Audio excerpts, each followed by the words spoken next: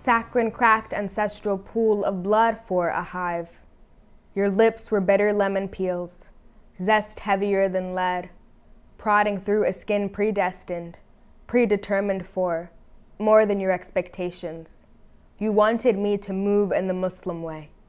Translation, for my soul to leave its body, for the quick seconds between representing birth, life, death, judgment.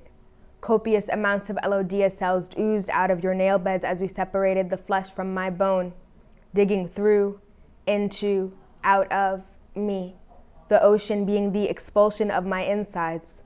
This is not a metaphor, not syntax nor over-exaggerated imagery. It is simply a recounting of the occurrence, energy leading to the preservation of self, life, only part of the whole, giving way to lifelessness, no part of the coast willing to claim us whole, only as crystallized fractures from the ridges between jar and lid.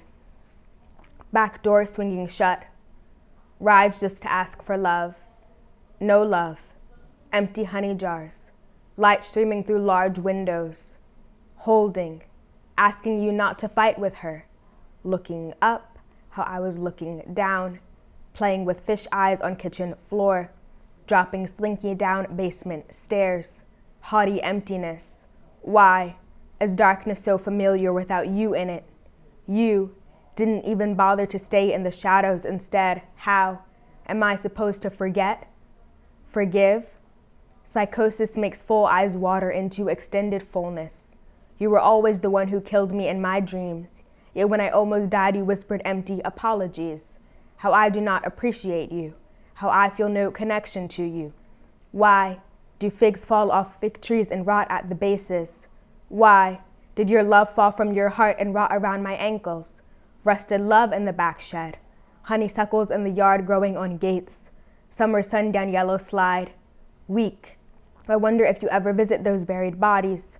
I wonder if those miscarried fetuses rot in earth like cicadas and figs do around tree bases and your love does around my ankles. I never wanted you to be sorry. I just wanted you to try and fill the honey jars with more love.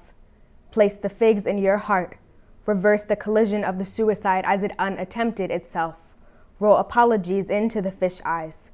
Bite honeysuckles on your own time. Buy the fetus a headstone and stop moving on when there's too much you've left empty. I wonder if you ever worry about the growing fetus inside your new wife, never being birthed. Maybe.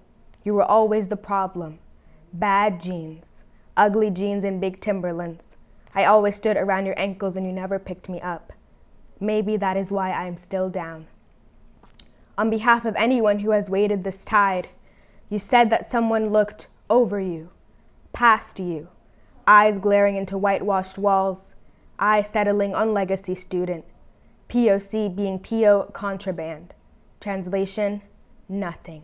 Translation, the infiltration of an insular area with otherness, that previously regarded, and in the regarding, erased, that existing when told not to. You spilled these memories to me in my college interview. You spilled, coating my ears in toxic filth, turning me off from the school entirely. After the Super Bowl, I imagined a dozen St. Joe's students baptized in the Schuylkill. I imagined a dozen UPenn students gunned down on Chestnut after blocking traffic, like protesters are. A dozen Temple students arrested on Broad. Think about displacement. The 9 white boys next door banging on and screaming through my bedroom wall. Beer drunk, how I went part in none of it. You said, do I, you, we notice how no one was killed this time? Listen to me. Do you hear it? The inflection or lack thereof. It is moments like these I think of mouths full of grasses, feces baked into a pie.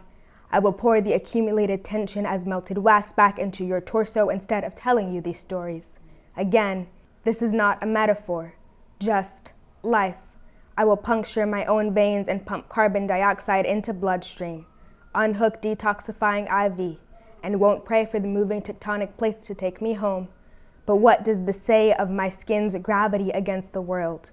What does this say of flesh torn inside out, honey-roasted cicadas, hexagonal wax, but memoried metaphor? Where are the lines or curvatures between your skin and the rest of the world?